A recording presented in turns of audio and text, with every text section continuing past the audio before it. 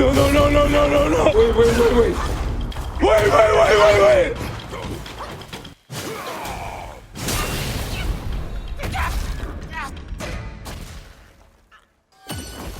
Oh shit, here we go again. So Black Myth Wukong is a game I feel like a lot of people are gonna get the wrong idea about. You're gonna see those Steam charts, all the sales, and you're gonna think, holy shit, everybody's playing it. I never play Souls games, but everybody's playing it, and they're saying it's not that hard, so I might as well give it a try. And then you're gonna sweat your balls off. The truth is, this game is not for everybody. Even me as a Souls player, I wasn't too crazy about this game. This plus the Sweet Baby Ink stuff is gonna get in the way of an honest conversation about the video game. Like, I mean, who the hell is Sweet Baby Ink? Why is the baby so sweet? I don't care about none of that. So we're gonna talk about the actual game. That being said, it's a decent video game. It's not gonna pay your mortgage. It's not gonna get your family back together. It's not gonna solve world hunger, but it is a fun game to play. However, it definitely has issues. Some people are gonna love this game, but some people are gonna drop this game. So I'm gonna explain what the issue is, because I'm on chapter 3, I'm in that prison, and I'm about to rage quit. Nah, I'm just kidding. But let's just talk about the pros and cons of this game. Combat is fire. It basically plays like a Souls game without the ability to block or parry. So if you don't like to dodge, you probably shouldn't pick this game up. Just straight up. There are some parries down the road, but dodging is pretty much what you do, which I think is pretty fire. There's this perfect dodge system, slows time down for a sec, but I'm not gonna get into that. That's not important. Basically, how you fight, you can jump, you got light attacks, heavy attacks. The light attacks are really fast and flashy. Looks like something from Devil May Cry or some anime game. The heavy attacks feel more like a Monster Hunter swing. Basically use light attacks to build up stacks for your heavy attack, and your heavy attack does crazy damage and stun the more you build it. This never gets old.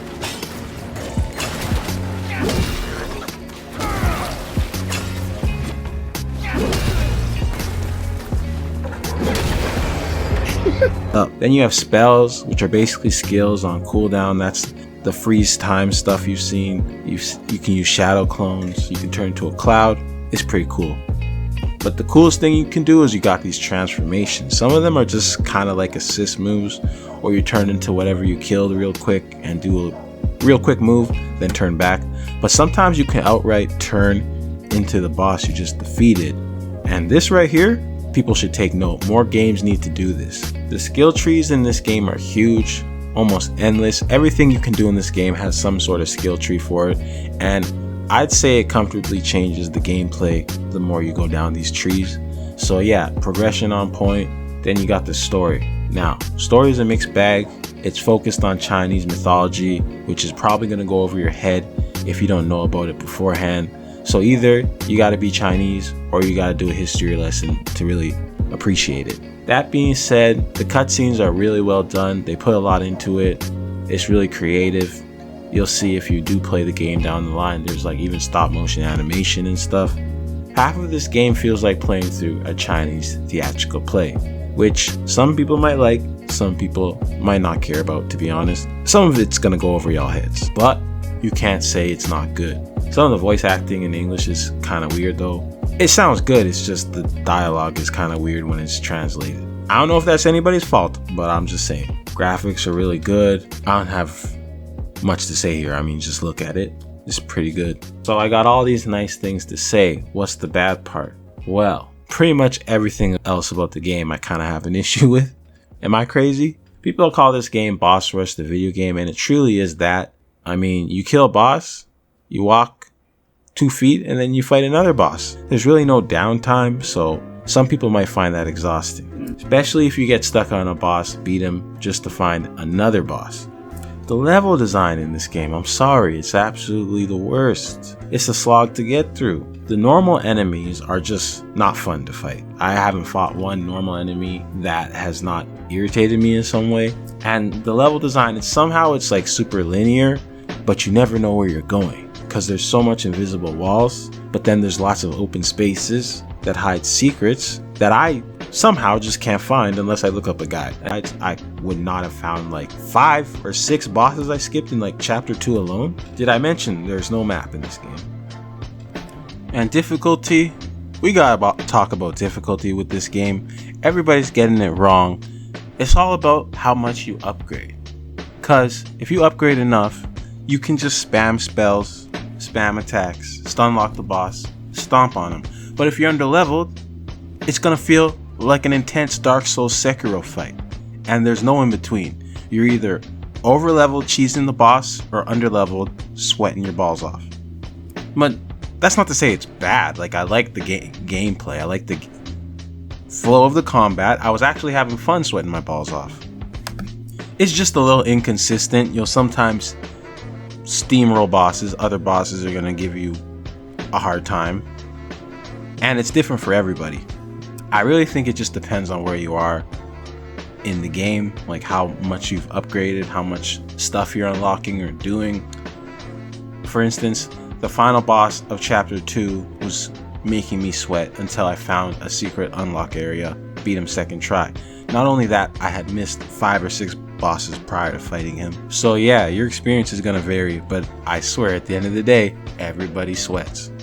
Just keep that in mind before you purchase. Are you a fan of fighting a boss over and over again? And if not, do you mind searching up guides so you don't have to do all that? By the way, another thing I almost forgot to mention, there's a lot, and I mean a lot, of invisible walls. It's kind of frustrating. But yeah, these are just my first impressions of the game. Like I said, I'm halfway through chapter 3. I understand this is the studio's first like AAA game, and it's really good for a first time. It's like not like I'm trying to say the game is bad. It's super unique. There's lots of bold design choices, and so it's just not for everybody. Even if you're like a hardcore Souls player, this game just might not be for you. It's gonna click with some people though. They're gonna absolutely love this game. It's gonna be their game of the year, 20 out of 10.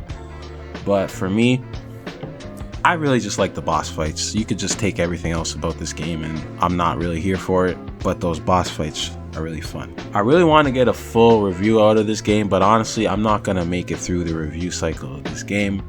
By the time I finish this game, it's probably gonna be nobody talking about it, and at that time I will definitely make a full-scale review on the game.